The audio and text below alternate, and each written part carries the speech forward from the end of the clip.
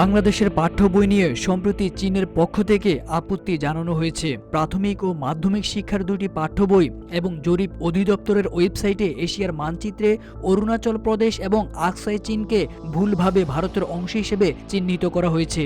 চীন এই মানচিত্রের ভুল সংশোধন দাবি করে জানায় এগুলো অরুণাচল বা কাশ্মীর নয়, বরং চীনের ভূখণ্ডের অন্তর্ভুক্ত জ্যাংনান এবং আকসাই চীন অঞ্চলের অংশ।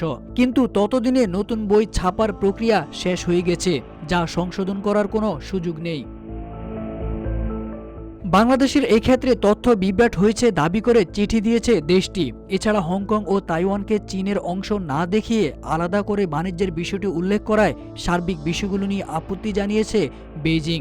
এছাড়া মানচিত্রের পাশাপাশি ইবতেদায়ী মাদ্রাসা এবং স্কুলের চতুর্থ শ্রেণীর সামাজিক বিজ্ঞান বইয়ের ভুল তথ্য নিয়ে চীন ও ভারত সীমান্ত ইস্যুতে গত নভেম্বরের শেষে আনুষ্ঠানিকভাবে ঢাকাকে জানায় বেইজিং। এদিকে চীনের দাবি সরাসরি প্রত্যাখ্যান করেছে ভারত।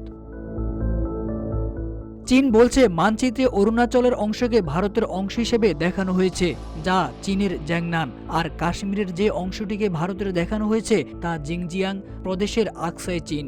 জ্যাংনান এবং আকসাই চীন বহু বছর ধরেই চীনের অংশ এমন দাবি করে বাংলাদেশ সরকারের কাছে চিঠি দিয়েছে বেইজিং। পাশাপাশি নবম শ্রেণীর বইয়ে দ্বিপক্ষীয় বাণিজ্য সংক্রান্ত বিষয়ে হংকং এবং তাইওয়ানের সঙ্গে বাণিজ্য আলাদা করে উল্লেখ করা হয়েছে।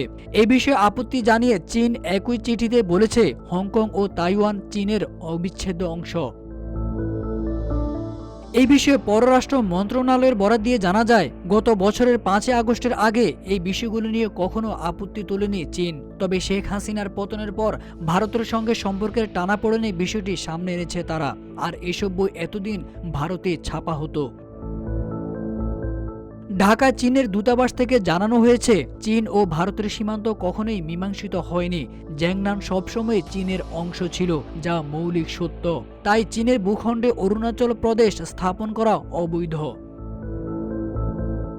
জ্যাংনান নিয়ে চীনের দাবির পরিপ্রেক্ষিতে 2023 সালের 4 এপ্রিল ভারতের পররাষ্ট্র মন্ত্রণালয়ের সহকারী মুখপাত্র অরিন্দম বাগচি এক বিবৃতিতে বলেছিলেন, এটি প্রথম নয়, চীন এমন চেষ্টা অনেকদিন ধরেই করছে।